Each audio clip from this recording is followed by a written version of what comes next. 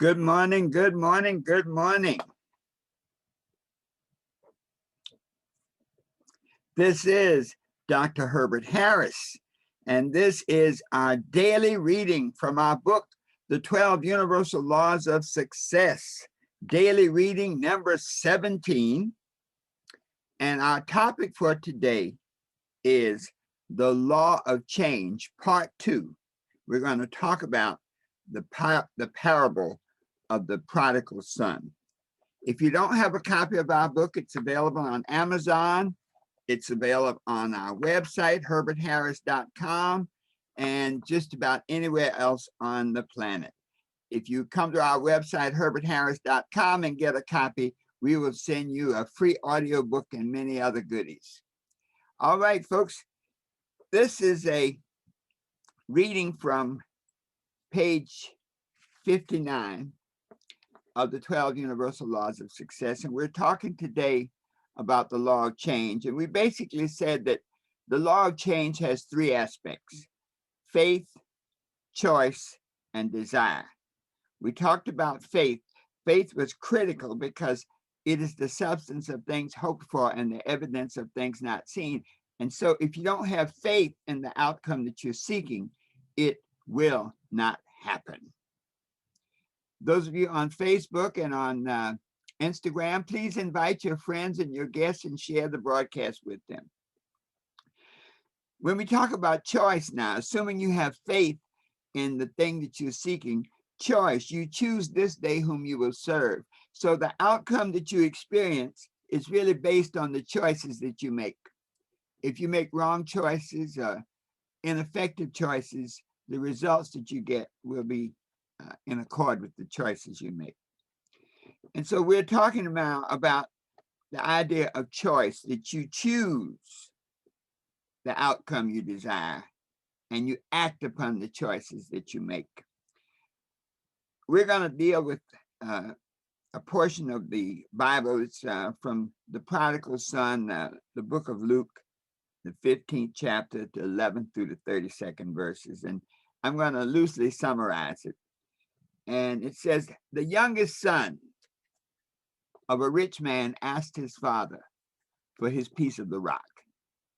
His father gave him his share, and the young man went out into the world and partied his fortune away. Now, you know, we've seen that happen many times. I know myself, I've been guilty of it.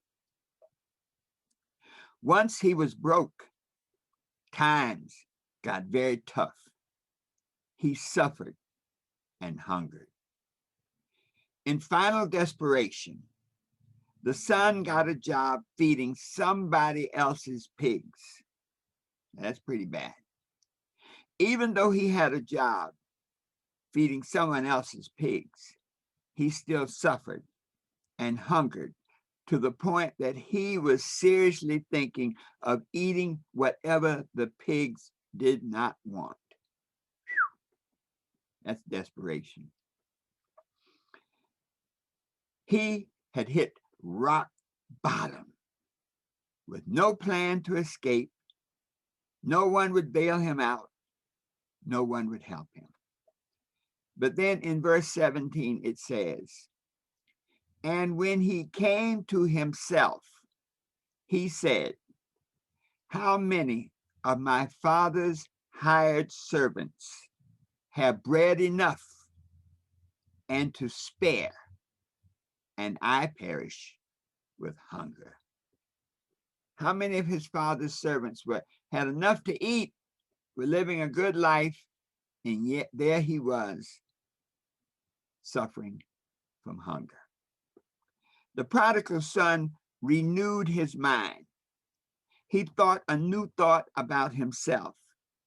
Though he was in the pig pen of life, suffering and hungry, he was still the son of a rich father. Then he made his choice. He chose to serve his father. Now we look at his father as the positive aspects of life.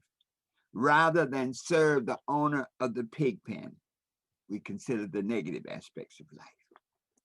In verse 18, it states, I will arise and go to my father and beg for a job doing anything, I might add. He then took action. The prodigal son took action, pursuing his choice. When we make choices in life, it's not enough just to make the choice. We have to take action on the choice. Verse 20, it says, and he arose and came to his father. He begged for a job, but his father wouldn't hear it. His father treated the prodigal son as whom he really was, a long-lost son of a powerful, wealthy father, and not a servant. Because the prodigal son had chosen to return home and serve his father joyfully received him.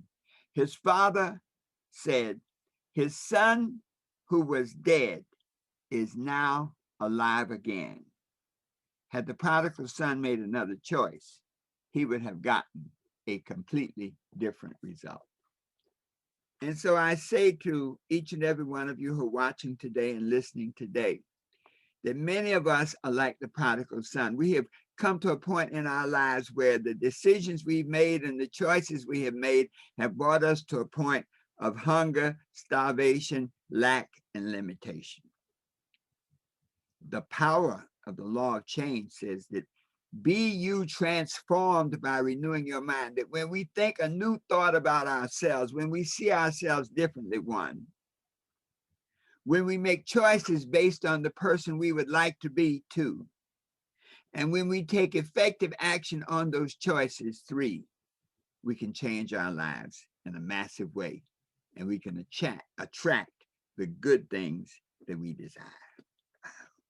Hey, folks, thanks so much for being with us for reading number 17 from the 12 Universal Laws of Success. Join us again tomorrow morning at 8 a.m.